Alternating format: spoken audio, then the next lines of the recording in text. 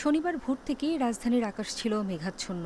সকাল ৭টার দিকে চারদিক অন্ধকার করে শুরু হয় ভারী বৃষ্টি, সাথে ছিল ঝোড়ো হাওয়া। তুমুল বৃষ্টিতে বিপাকে পড়েন সড়কে থাকা মানুষ ও বিভিন্ন বেসরকারি প্রতিষ্ঠানের কর্মীরা। বৃষ্টিতে ভিজেই গন্তব্যের উদ্দেশ্যে রওনা হন অনেকে। ভারী বৃষ্টিতে কিছু এলাকায় সাময়িক জলাবদ্ধতা দেখা যায়। বৃষ্টি শেষে রাজধানীর আকাশ পরিষ্কার হয়ে সূর্যের দেখা মেলে, তবে রাতে আবারও বৃষ্টি হতে পারে জানিয়েছে আবহাওয়া অফিস।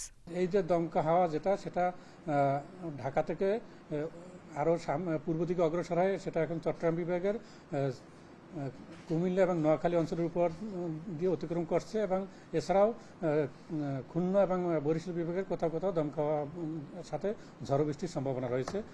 সারা দেশে এমন বৃষ্টি আরও 2 থেকে 3 দিন চলতে পারে বলছে আবহাওয়া অধিদপ্তর। 14 মের পর বৃষ্টি কমে তাপমাত্রা কিছুটা বাড়বে। শেষ রাতের দিকে বৃষ্টিপাতের সম্ভাবনা রয়েছে, কারণ যে বৃষ্টিপাতের যে ধারাটা অব্যাহত রয়েছে সেটা আরও 13-14 তারিখ পর্যন্ত অব্যাহত থাকতে পারে। এরপর বৃষ্টিপাতের পরিমাণটা কমে আসবে।